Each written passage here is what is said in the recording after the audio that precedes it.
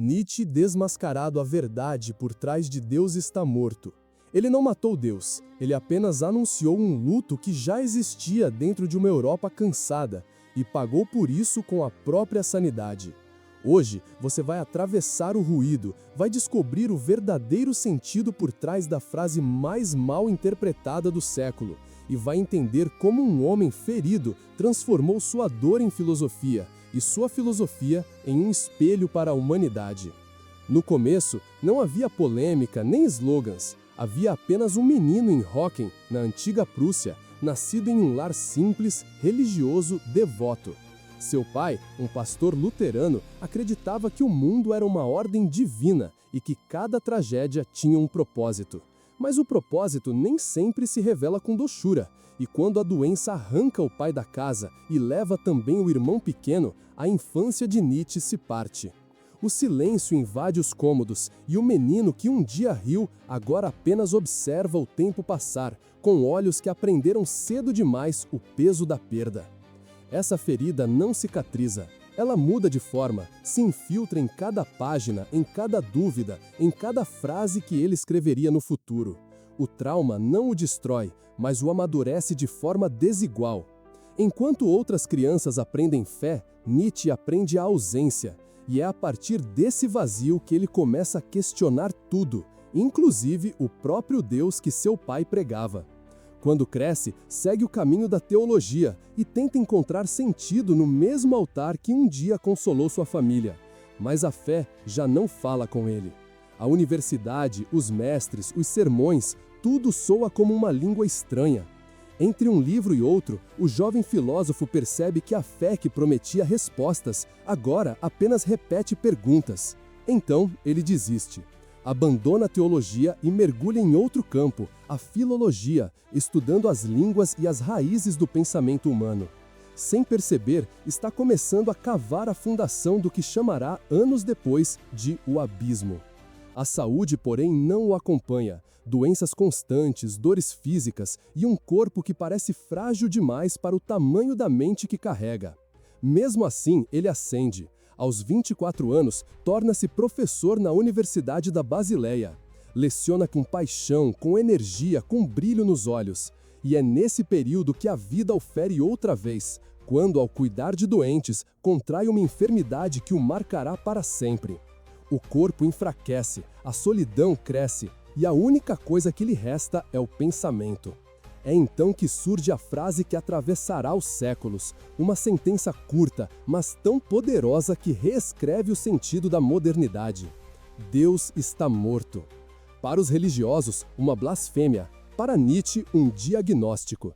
O homem moderno, diz ele, matou Deus, não com armas, mas com a própria razão.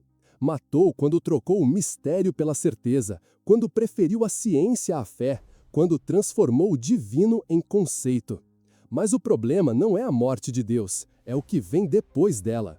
Porque quando o céu se cala, o homem precisa aprender a falar por si mesmo, e essa responsabilidade pesa mais do que qualquer cruz.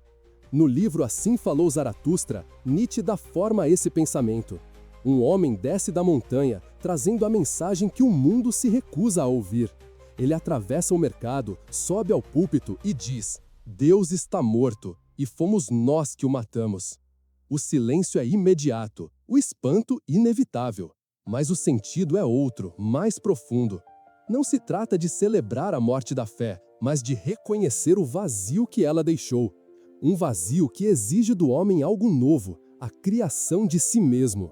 E é aqui que nasce o conceito de Übermensch, o além do homem. Nietzsche não fala de uma raça, nem de uma casta, fala de uma tarefa espiritual. De um homem capaz de criar valores próprios, de se superar, de caminhar sem bengalas morais. De alguém que entende que o sofrimento não é castigo, mas ferramenta, que viver é lutar e que cada queda é apenas parte da ascensão. Esses são os 7 princípios que ele deixa como caminho. Abraçar a individualidade, superar a si mesmo, viver com paixão, aceitar o sofrimento como aprendizado, criar os próprios valores, ser fiel à própria essência e viver de tal modo que pudesse reviver a mesma vida infinitas vezes. Mas a sociedade não o entende. Sua mensagem é complexa demais para o conforto da maioria. As igrejas o chamam de louco, os colegas o evitam e até os amigos se afastam. Nietzsche se torna o que sempre temeu, um homem só. E na solidão, escreve com a força de quem sabe que não será compreendido agora, mas escreve mesmo assim. É nesse exílio interior que ele conhece Lou Andrea Salomé, intelectual brilhante, livre, provocante. Nietzsche se apaixona e é rejeitado 3 vezes. A ferida amorosa o abala profundamente. O filósofo que pregava a força do espírito descobre que até o espírito mais forte pode quebrar. E quando a mente quebra, o corpo segue. Em Turim, um dia comum se transforma em queda. Na rua, um cavalo é espancado. Nietzsche corre, abraça o animal, chora e repete: "Eu te entendo, eu te entendo." Depois disso, o silêncio. A mente colapsa. O filósofo que questionou o mundo agora vive dentro de um delírio. Não fala mais, não escreve mais. A voz que desafiou o céu agora ecoa apenas dentro da própria sombra. Quem assume o controle é sua irmã, Elizabeth. A mesma que um dia o criticou, agora edita seus escritos e transforma a obra. Ela recorta, altera e molda as ideias ao gosto de poder que surge na Alemanha.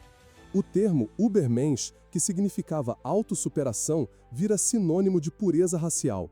A filosofia vira arma. E o homem que rejeitou toda forma de tirania é usado para justificar uma das maiores da história. Anos depois, Hitler visita Elizabeth, elogia Nietzsche e transforma sua imagem em símbolo do nazismo. Mas nada poderia ser mais distante da verdade. Nietzsche odiava o autoritarismo, desprezava o antissemitismo e combatia qualquer poder que tentasse definir o que é certo ou superior. Sua filosofia não era um grito de dominação, era um apelo à liberdade interior. Depois da guerra, estudiosos reconstruem o verdadeiro pensamento do filósofo, descobrem o que Elizabeth distorceu e limpam o nome de Nietzsche da lama em que o século o jogou. Hoje, quando olhamos o mundo cheio de certezas frágeis, de moral em ruínas e de deuses substituídos por ídolos novos, entendemos o aviso. Nietzsche não matou Deus, apenas nos lembrou que o havíamos esquecido. E o que fazemos com esse esquecimento define quem somos. No fim, o filósofo permanece como espelho e advertência. Quem luta contra monstros deve cuidar para não se tornar um. E quem encara o abismo deve saber que o abismo também o encara. Nietzsche foi o homem que olhou demais e viu o que o mundo não queria ver. Mas talvez, ao fazê-lo, tenha aberto o caminho para todos nós. E é por isso que sua história ainda ressoa como enigma. Um convite, não à blasfêmia, mas à coragem. A coragem de pensar, de duvidar e de reconstruir. Se você acredita que compreender o passado é a forma mais profunda de entender o presente, inscreva-se no O Enigma Global. Aqui, cada episódio é uma investigação cinematográfica sobre as ideias, os segredos e as forças ocultas que moldaram o mundo. Se esta história te fez repensar a frase "Deus está morto", deixe seu comentário e compartilhe este vídeo. O conhecimento, quando partilhado, se torna resistência.